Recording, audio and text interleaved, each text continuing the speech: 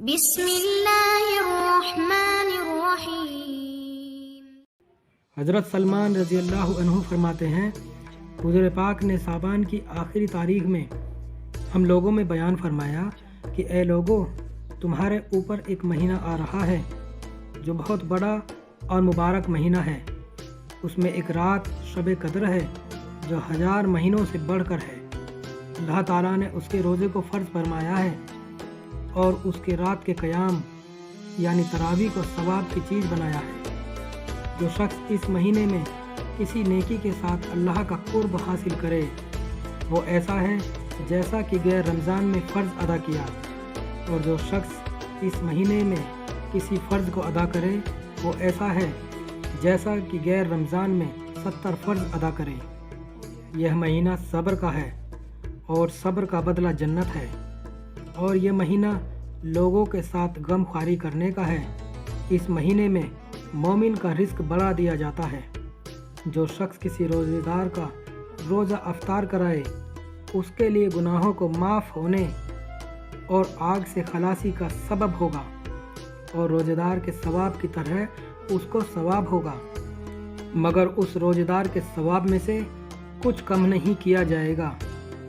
صحابہ نے عرض کیا، اللہ کے رسول، ہم میں سے ہر شخص تو اتنی وسعت نہیں رکھتا کہ روزے دار کو افطار کرائے۔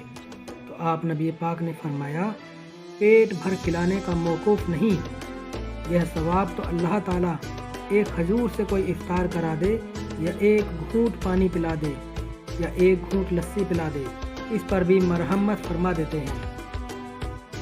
یہ ایسا مہینہ ہے کہ اس کا اول حصہ اللہ کی رحمت ہے اور درمیانی حصہ مغفرت ہے اور آخری حصہ آگ سے آزادی ہے۔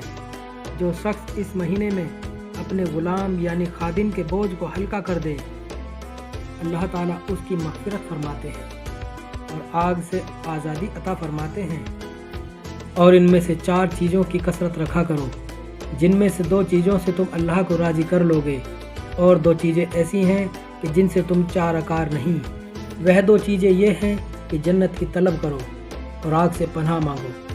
جو شخص کسی روزے دار کو پانی پلائے اللہ تعالیٰ قیامت کے دن میرے حوض سے اس کو ایسا پانی پلائیں گے جس کے بعد جنت میں داخل ہونے تک اس کو پیاس نہیں لگے گی۔ حضرت انس رضی اللہ فرماتے ہیں، جب رمضان کا مہینہ قریب آ گیا تو حضور پاک نے مغرب کے وقت مختصر بیان فرمایا، جس میں ارشاد فرمایا، رمضان کی پہلی رات میں ہی اہل قبلہ مسلمانوں میں سے ہر ایک کی مغفرت کر دی جاتی ہے۔ حضرت علی رضی اللہ عنہ فرماتے ہیں، جب رمضان المبارک کی پہلی رات ہوئی تو حضور پاک نے کھڑے ہو کر اللہ کی حمد و ثنا بیان کی اور فرمایا، اے لوگو، اللہ تعالیٰ تمہارے دشمن جنات سے خود ہی نپٹ لیا ہے، کیونکہ اس نے انہیں قید کر دیا ہے، اور تم سے دعا قبول کرنے کا وعدہ کیا ہے، اور فرمایا ہے جس کا ترجمہ ہے، پکارو پکارو میں تمہاری دعا قبول کروں گا۔ جو سے سنو، اللہ تعالیٰ نے ہر سرکش شیطان پر 7 فرشتے مقرر فرما دیے ہیں، اور وہ رمضان ختم ہونے تک چھوٹ نہیں سکتا۔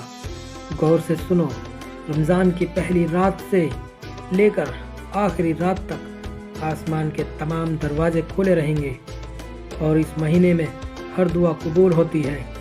جب آخری عشرے کی پہلی رات ہوتی تو حضور صلی اللہ علیہ وسلم لنگی کس لیتے اور عورتوں کے بیچ سے نکل جاتے اور اعتکاف فرماتے اور رات بھر عبادت فرماتے۔ کسی نے پوچھا، لنگی کسنے کا مطلب کیا ہے؟ حضرت علی نے فرمایا، ان دنوں میں عورتوں سے جدا رہتے